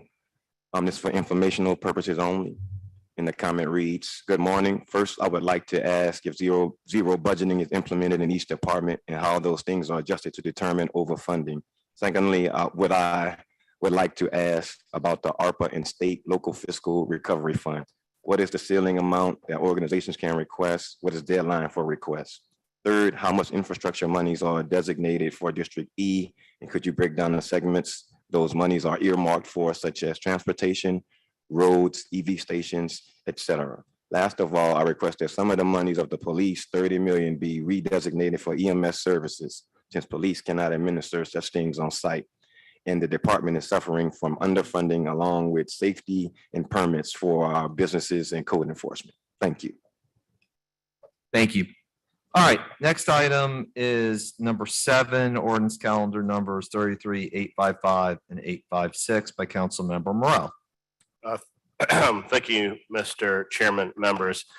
Essentially what this does, about a month and a half ago, this council passed an ordinance authored by myself to create the New Orleans Recreation and Culture Fund.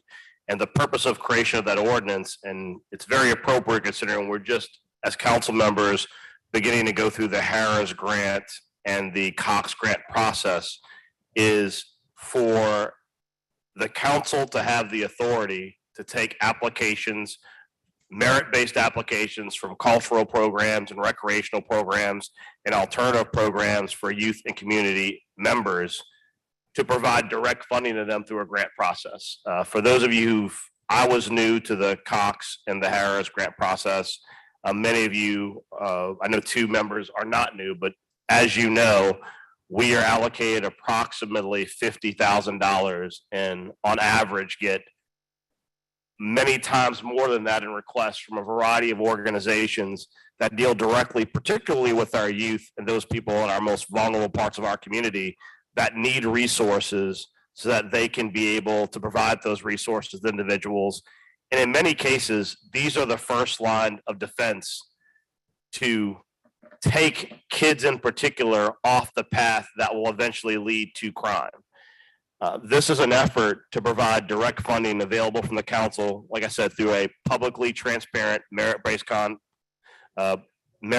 process where individuals will apply to individual council members of districts or to individual council members with their existing programs and what their needs are to provide those resources. So that's what this does.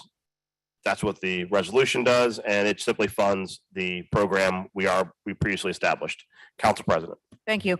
You know, I think this also speaks to what we have been trying to emphasize is that so often, you know, the city's trying to build programs to, at the end of the day, help our community, but there are already so many existing programs out there within the community doing great work that actually just need a little bit of a boost to have more of an impact. And so that's why I think that this fund is so important, because we hear that all the time. I mean, it's like just in an event I was at last night with new programs being built for kids with STEM, but it was all about, you know, kind of lack of funding to really get it scaled up to where it needed to be. And so this will really allow us that opportunity. And then not to mention, of course, you know, the city council, you know, for lack of a better term, I guess we are the boots on the ground. We are that kind of that first, you know, line of access for the public when it comes to dealing with city government. And so I feel like we have a good take as to what organizations are really out there doing the work every single day and who do need that additional boost. So I think that this is an out of the box type of way to be able now to finally provide that needed assistance. And so I just appreciate you bringing this forward, Council Vice President, and I'm happy to support. Thank you, Councilmember King.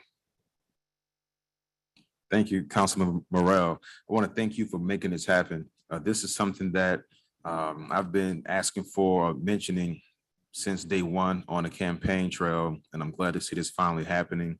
I know I can speak firsthand to several organizations within my district, within District C, that are doing great and amazing work.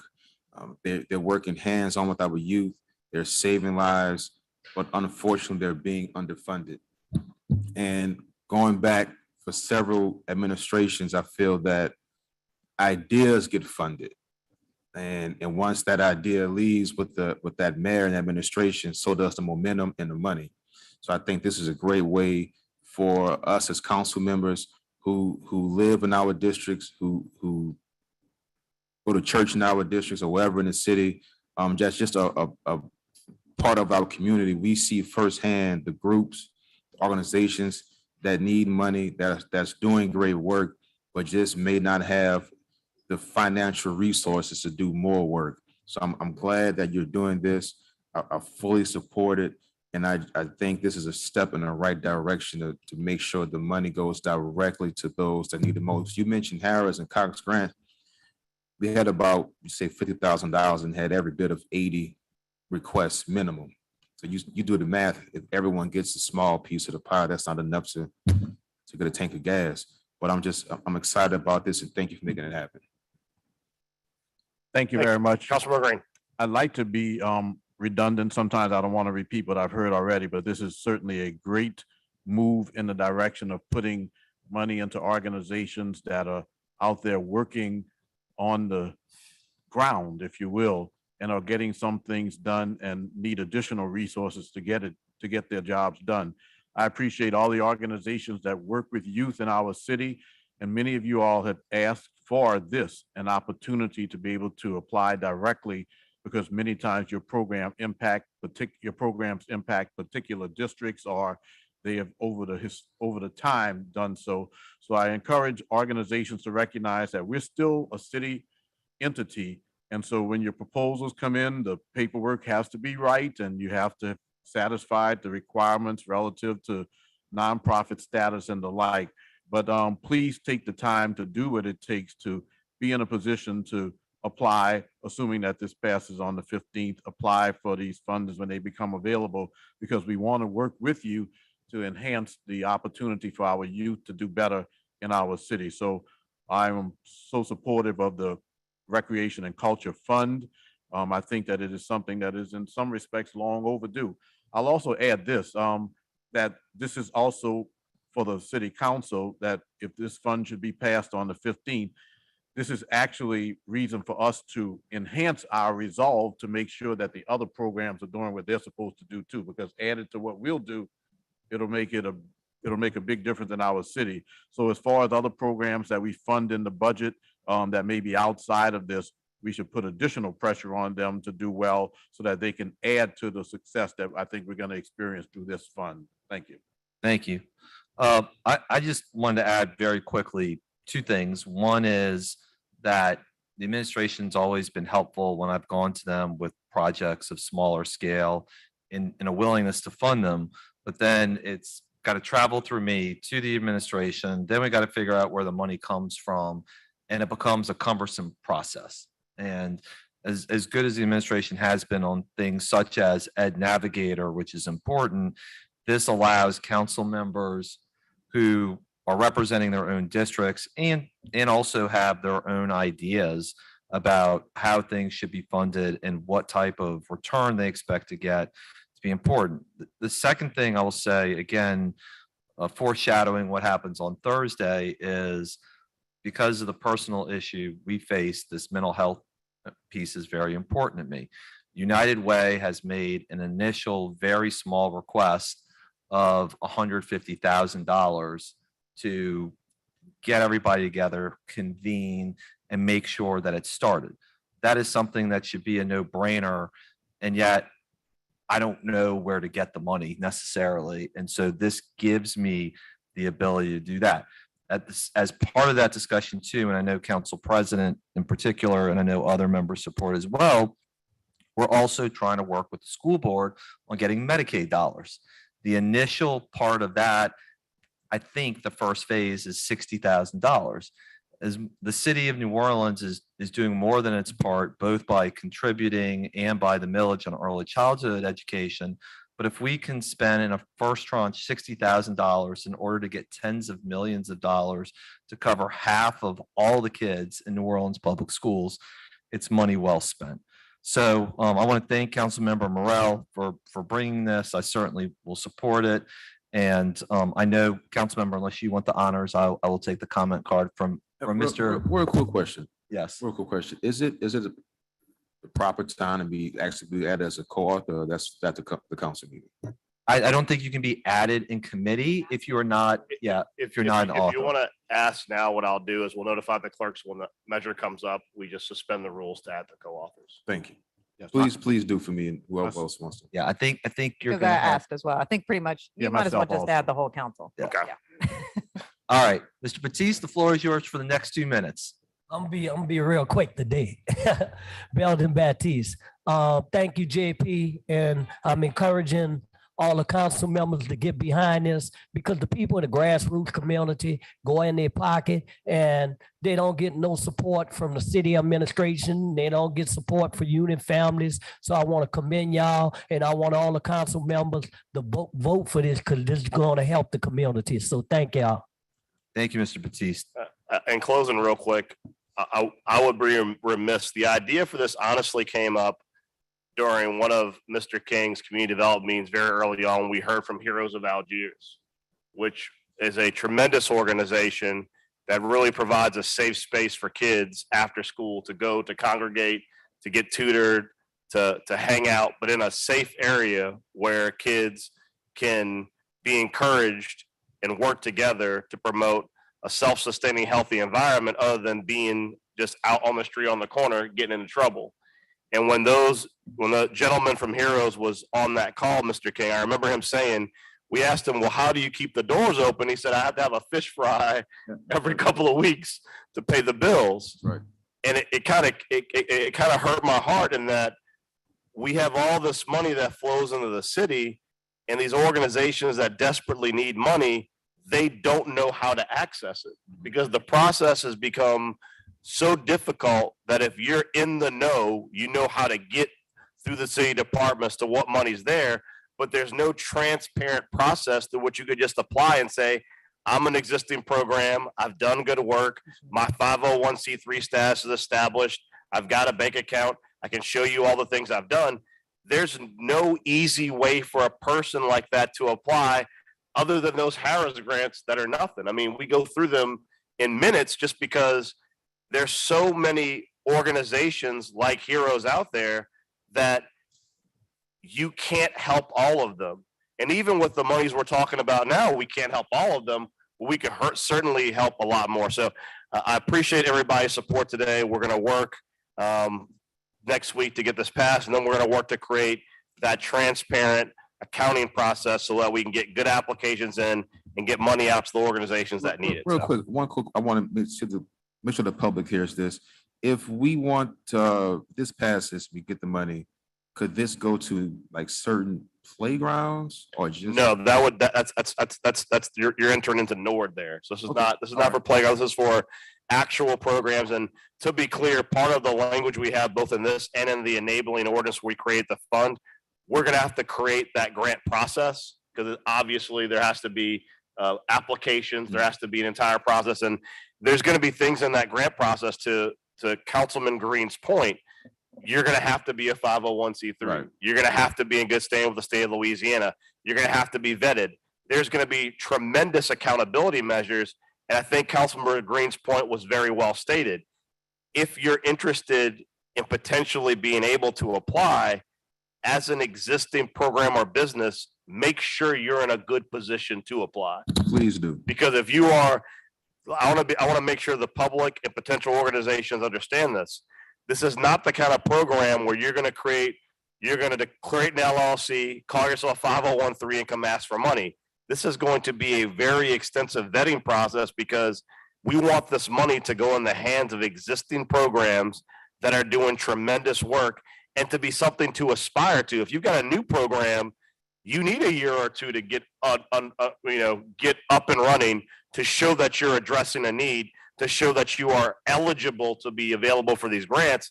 But when you look at the sheer amount of groups that are available in the city, whether it's Youth Empowerment Project, whether it's Heroes, whether it's the tremendous work that STEM NOLA is doing across the city, you've got a tremendous amount of programs that have existed for years, if not decades, that are barely scraping by. And this creates a mechanism where we can give them that boost so that when we need them most, and right now, with the state of the city, we do need them most to have the resources to help us figure out ways to alleviate families where they're at and to avoid the dastardly and awful outcomes that we have currently. So with that, I will move to, and Council Chairman Jeruso seconds. To report this favorably, please vote your machines. Okay, Councilmember Thomas we is have- also an aye. Yeah, we have 5 yeas, no nays. Mr. Shaw, I would move this be put on the consent agenda as well, subject to a suspension for adding co-authors at the appropriate time. All right, and I'll move we adjourn. hang on, Councilmember Thomas wanted to make one quick announcement. I mean, more good news in a city that needs good news. New Orleans East first ever Family Fest will be on the 17th. But today, the conveners of the committee that's doing the first ever Sober Fest, we had a great press conference from New Orleans and Company to the Goldring Foundation to Bridge House and Grace House. And they're looking forward to working with this council, man, on Soberfest, which I think is going to be October the 10th. It was a wonderful kickoff press conference around an event, especially that tells them, we're known for people coming here, do what you want, drink what you want, anytime you want. And there's a whole nother segment of this community. So to see Bridge House and Grace House come together for this Soberfest celebration, that's a new addition that also I think helps heighten and highlight a whole nother section of the city. So they wanted me to come back and at least let council members know they look forward to coming before the council at some point before the fest. And it's another great event added to that. So to see Bridge House and Grace House come together in the committee to announce the Soberfest today was another big win for the city. Thank you so much, Oh, Council. it's November the 12th. Oh, there you go. Thank you so much, Council Member. All right. Council Member Morrell has moved to adjourn, seconded by Council President. Aye. We stand adjourned. Thank you, everybody. That was better than I expected. Yeah, good meeting.